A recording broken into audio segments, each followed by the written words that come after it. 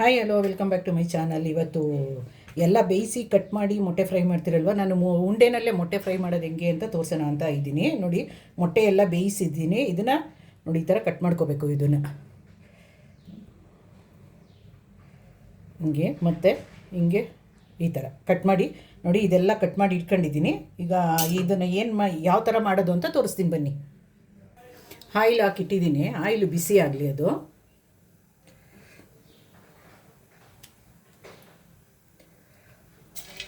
ಬಿಸಿಯಾಗಿದೆ ನೋಡಿ. ಈರುಳ್ಳಿ ಹಾಕ್ತೀನಿ.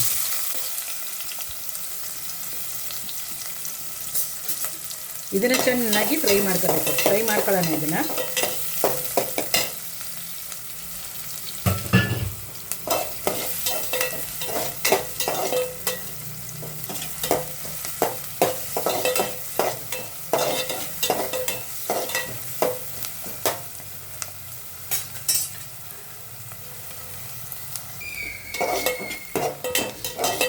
ಈರುಳ್ಳಿ ಇನ್ನೊಂದು ಸ್ವಲ್ಪ ಫ್ರೈ ಆಗಲಿ. ಅದು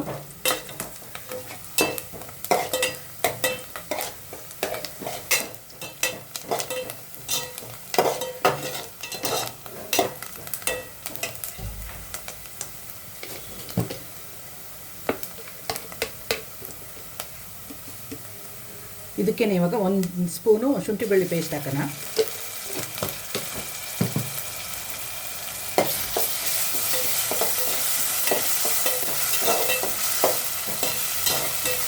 ಸ್ವಲ್ಪ ಹಸಿ ವಾಸನೆ ಹೋಗಲಿ. ಅದು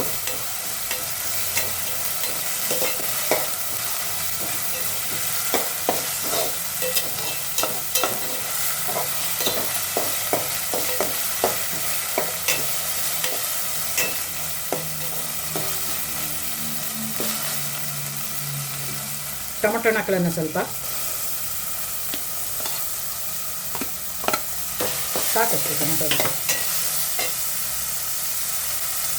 ಟೊಮೊಟೊಗೆ ಮತ್ತು ಮೊಟ್ಟೆಗೆ ಒಟ್ಟಿಗೆ ಸೇರಿಸಿ ಉಪ್ಪು ಹಾಕಿದ್ದೀನಿ.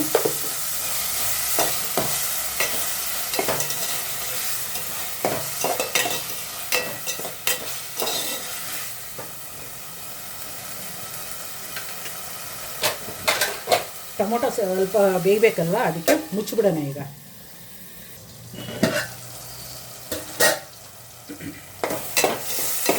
ಟೊಮೊಟೊ ಇನ್ನೊಂದು ಸ್ವಲ್ಪ ಬೇಯಲಿ. ಇದು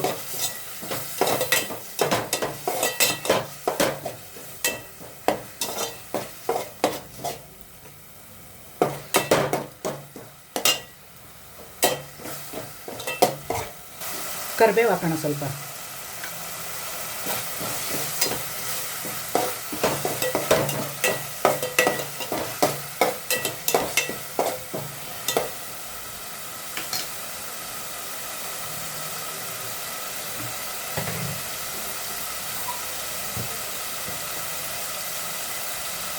ಅರಿಶಿನ ಪುಡಿ ಸ್ವಲ್ಪ ಹಾಕೋಣ.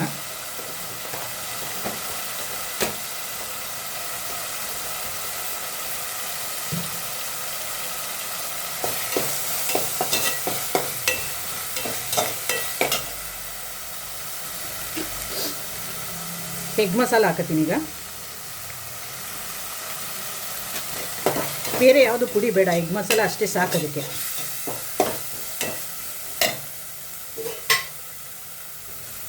ಸ್ವಲ್ಪ ನೀರು ಹಾಕ್ತೀನಿ.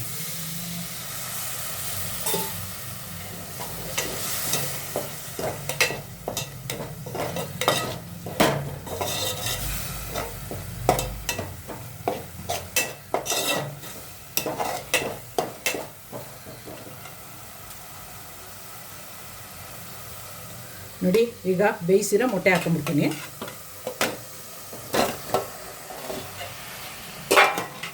ಎಲ್ಲ ಮಿಕ್ಸ್ ಮಾಡ್ಕೊಳ್ಳೋಣ ನೀಟಾಗಿ. ಅದನ್ನು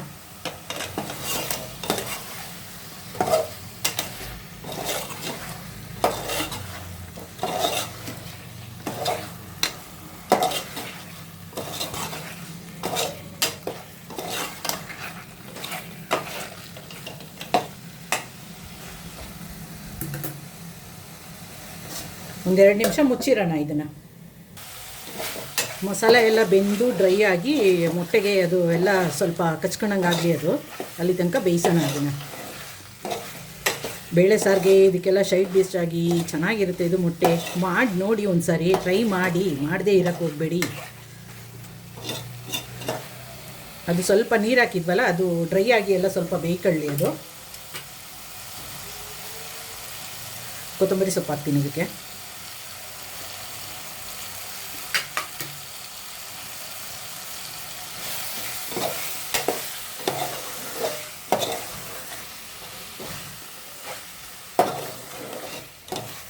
ಮುಚ್ಚೋದು ಬೇಡ, ಇದು ಮುಚ್ಚಳ ತೆಗೆದೇ ಬೇಯಿಸೋಣ. ಯಾಕಂದರೆ ಮುಚ್ಚಿದ್ರೆ ಅದ್ರ ಹವೆನಿಗೆ ಅದು ನೀರು ಒಳಗಡೆ ಬೀಳ್ತಾನೆ ಇರುತ್ತಲ್ವ, ಅದಕ್ಕೆ ಬೇಗ ಡ್ರೈ ಆಗಲ್ಲ. ಅದು ಹಂಗೆ ಓಪನ್ ಮಾಡೇ ಬೇಯಿಸೋಣ ಇದನ್ನು.